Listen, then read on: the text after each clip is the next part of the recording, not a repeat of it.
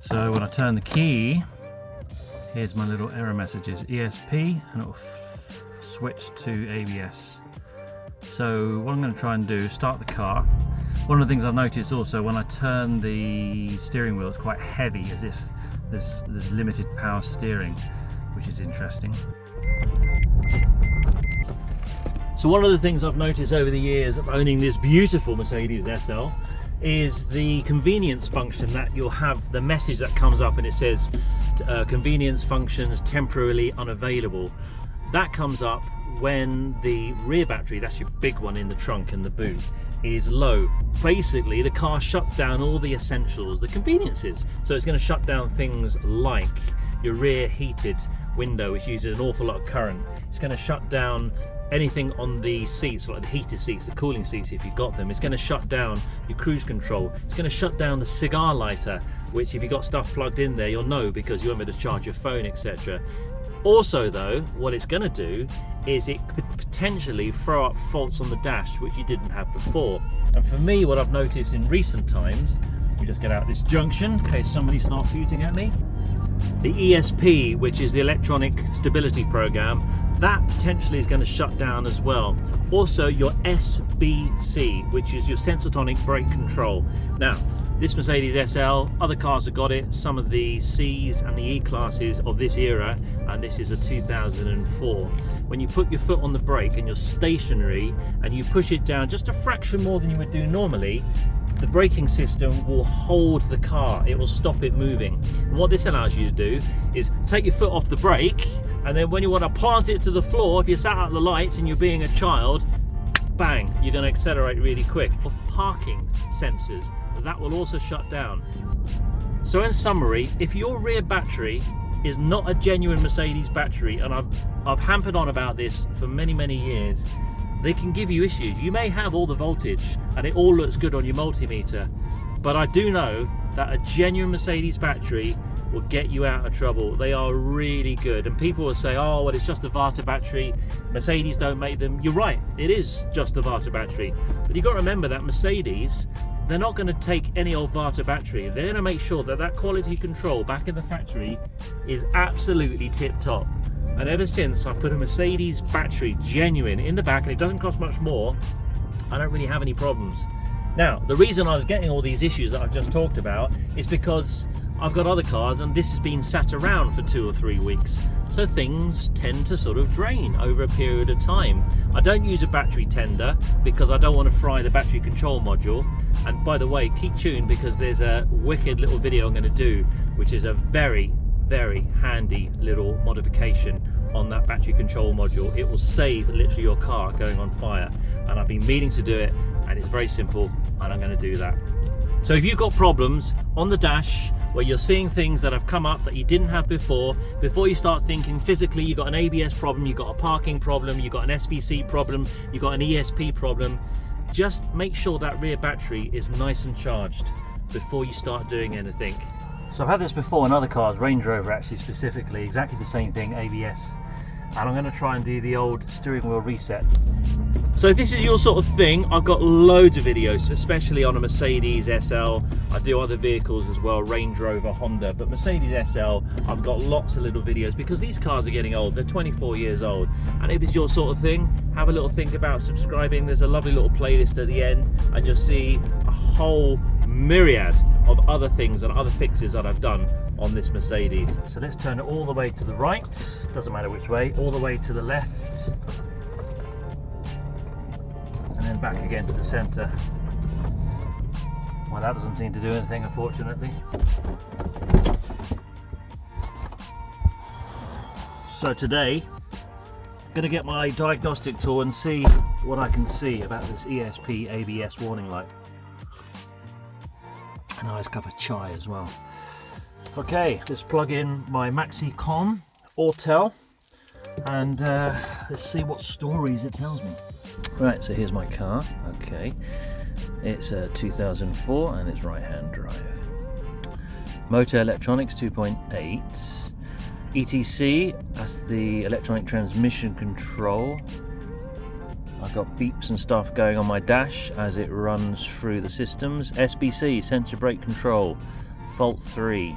These are all the faults. Oh, look at all those little faults there. We got 17 rows of faults, of which within each of those lines, look at that, the audio gateway, 2 faults, keyless go's got 3 faults, 9 faults on the Partronic system. Don't get too alarmed, a lot of these faults have knock-on effects and they'll cause other issues to go down. I'm interested today in my ESP, so let's go into that and see what's going down. Let's go to trouble codes. Here we have CAN communication of the ECM is faulty. CAN communication, check the component, here we go, right rear speed sensor, right rear speed sensor. Well, that's good. So we might have a speed sensor out that's causing an issue with the ESP, which also, and that's wondering why they got the ABS fault on my dash as well. So erase codes and press yes to continue. It's going to tell me to turn the car off now. Have switched the ignition off, turned it back on after 10 seconds, right. Okay, back on again. Let's try yes, establishing vehicle communication. And it's still showing as a rear right speed sensor. So that is still there. So that was under ESP. Oh, that was under SBC. So let's go into ESP. Dashboard is beeping at me. Let's go into this one here. Raise codes. Yes. Turn the key off. Has switched the ignition off. Yep, still showing as rear right speed sensor. So those two have been into. You can see they're highlighted blue. Electronic transmission control. We could try that one. And we could also try this, the driver's signal acquisition module. What's this electronic transmission control module? Let's have a look at that. Aha! The rear right wheel RPM signal transmitted by the traction system via the CAN bus is implausible. So how the speed sensor actually works, it's a Hall effect system, and there's a tooth gear, a tooth cog that goes around, and the Hall effect device, like an ABS sensor, speed sensor, is going to see the peaks and troughs. So as the wheel goes around, the tooth gear goes around and it sees the highs, lows, and the little clever electronics then determines what that speed is. So if both the wheels at the back are spinning at independent different speeds, then it can see that, say, the rear right is spinning at a different speed to the left, and then it puts the traction control system on. It also works with your ABS, etc. So that little signal there, something is not doing as it should. So this time I'm going to go into live data. We're going to go into the RPM, res per minute sensors, and we're going to see, so here we go, look, left front, right, left rear, right. So this is the one I'm interested in, this bottom one here. But I'm going to see if I can take it for a drive. Obviously we're sitting at 0 because we're not moving. And let's see if this one here is giving me a sporadic reading. They should all give the same speed in kilometers per hour. So I'm hoping to expect to see something a little bit untoward with that bottom rear right speed sensor. Yeah, and sure enough, as I'm driving along here, I got beeping and everything going on, but you can see, look, I've got 0 happening on that rear right sensor. So I'm going to go and check the wiring and see what's going down with that.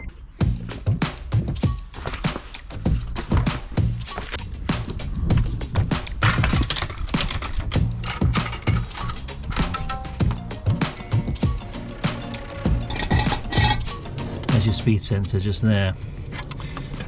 So undo that little, looks like an 8mm, and let's pop it out and see. And just behind it, in there, is that tooth gear that spins around and that picks up those signals. Just gonna have a look at the cable, make sure there's nothing untoward, nothing's being pulled and caught as it's been driving. It looks all good to me. You see, this is the cable here. This one is the brake sensor, this one is your ABS speed sensor. So I'm just checking to make sure nothing's been caught or snagged and it's pulled. Maybe I'll hit something underneath, but it does look all right. Then it goes behind this trim here, so I can't see why it would be damaged in there. My gut feeling is it's the actual sensor. Just gonna have a look and see where this plug goes behind this panel here.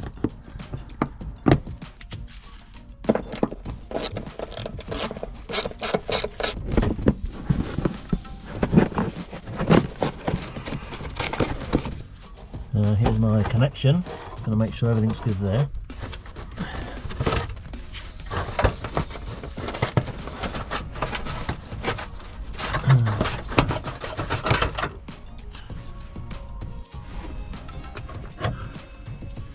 Just to kind of prise open the edge of the casing there, and you can, there, it comes off that way. And then there's a little tab which you push at the back, and you should be able to just pull that out. There we are.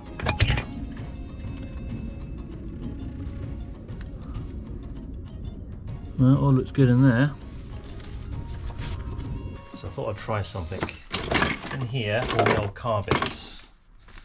And I've got an old ABS sensor from a CLK. Now, the value is going to be different, but is it worth just plugging it in and see if it maybe clears that, just to see if it is the sensor? I'm sure it is. So that's what I'm going to do. The plug doesn't fit, I've tried. Right. Get my glasses so I can see what I'm doing. Right, what have we got in here? So I wonder if I touch that on the plug that I've got, if it will clear the fault, just momentarily, so I know it's a sensor on the car. So to make it easier, I'm going to solder a couple of little straight bits of welding wire on here so I can push it into the plug. So this is just temporary, I just want to try something.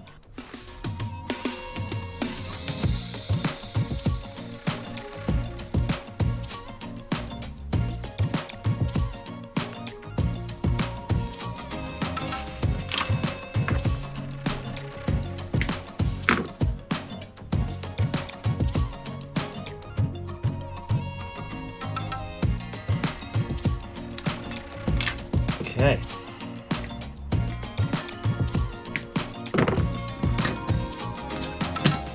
Right, so here's my old CLK Mercedes ABS plug with a couple of little wires on there. Let's see if that does anything. I'm just curious to see.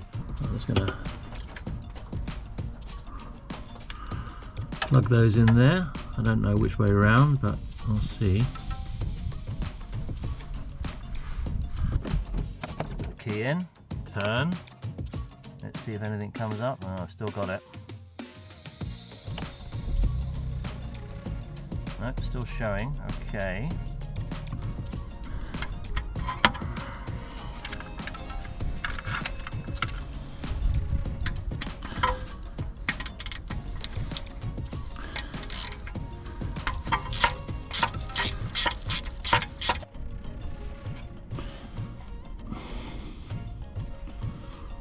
Oh shit.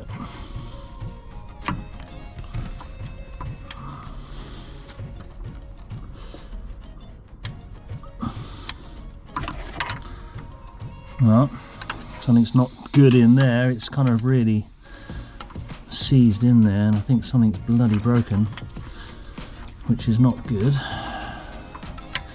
But then maybe that's what my problem was. Maybe that's why I couldn't get in here. I couldn't get the sensor to work. Maybe because it's seized.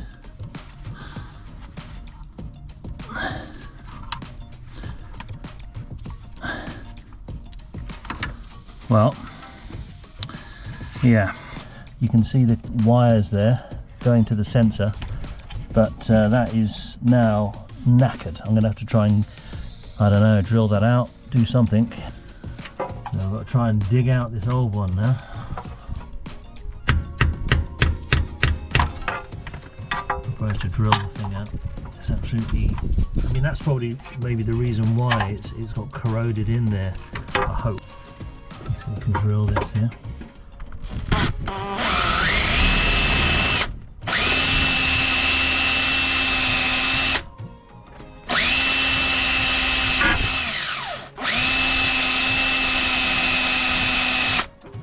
Now you can see all the way through.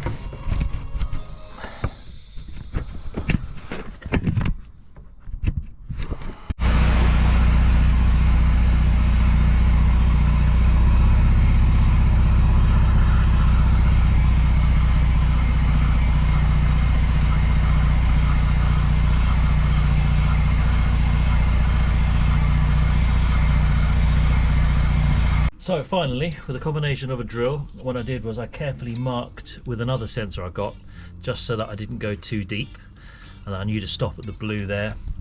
I've got these little tiny hook tools and a pair of long nose pliers, and I eventually managed to get all of the remains of that old sensor that was corroded in there. The fact that I had to drill this out because it was corroded in there is kind of a good sign.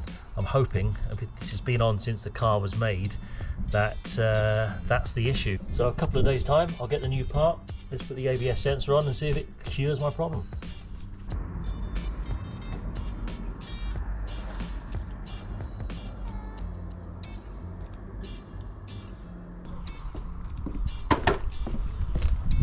Got my new sensor. Looks like Christmas. Looks good. Looks good. So here's the old one. Obviously the end snapped off, which I had to drill out, but let's check to make sure the cable looks the same. It's got the same support parts there and there. It all looks really good. And the plugs look good too. Right, let's get it on the car. There's the old one. Let's get rid of that. Right, first of all, let's make sure where I've drilled this out is going to nicely be able to push in there without any restriction.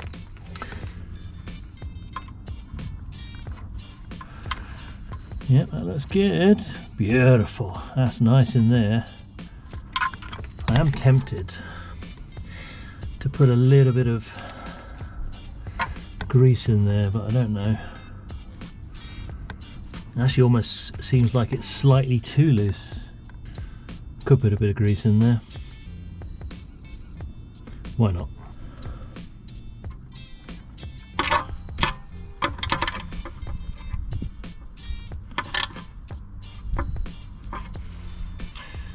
Okay, just going to follow this round now. So it went underneath here. And it hooked through this little clip here, like that, and it clipped on here, just there, like that, and then round over here, it clipped onto here, and there. Now, the only thing I need to do here is I've got to make sure that this clip, because I snapped the end of it, so I need to make sure that that's on there nice and firm. It goes in here.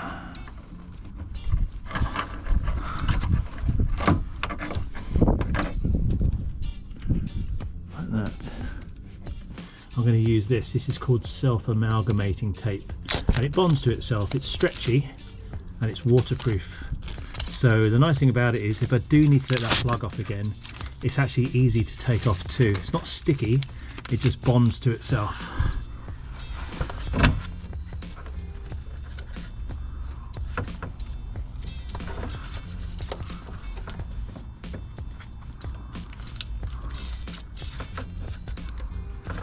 Give it a nice stretch. Just keep working your way around.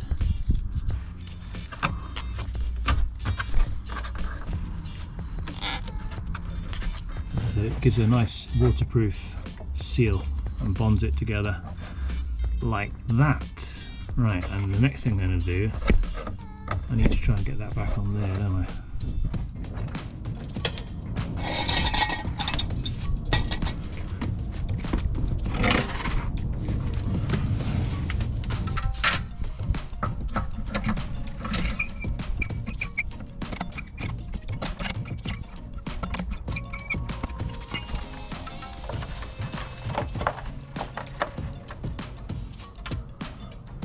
130 Newton meters.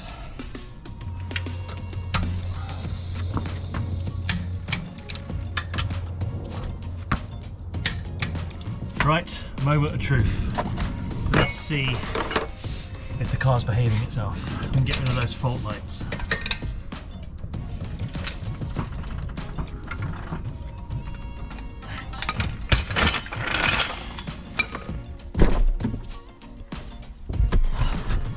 Moment of truth. Ian, here we go. Oh, radio's on. Turn that off. Let's start her up. In fact, I would have got the lights come on there and it hasn't. That's good. That said ESP and ABS before. Let's try and start it. Yes! The lights have gone. I didn't even have to get my iCar soft or my diagnostic tool. They're completely gone. They have completely gone. So I don't need to clear anything. The car's already done it for me because it sees that that sensor's all good in the hood.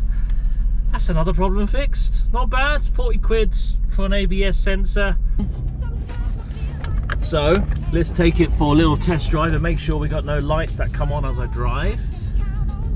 Everything looks good, and I tell you what, the steering has gone back to how it was. It got really heavy, and I'm wondering if that's a thing that Mercedes do so that you know something intuitively isn't quite right when that ABS sensor came on, because I think to myself, why would it suddenly affect the power steering? But maybe there's an electrical setup there that causes it to do that, so that you know to sort of go to a garage and get things checked. But I can report, as I'm driving along, everything seems sweet. There's no lights on my dash, so I think we're all fixed. So if this is your sort of thing, I've got loads of videos, especially on a Mercedes SL. I do other vehicles as well, Range Rover, Honda, but Mercedes SL, I've got lots of little videos because these cars are getting old. They're 24 years old.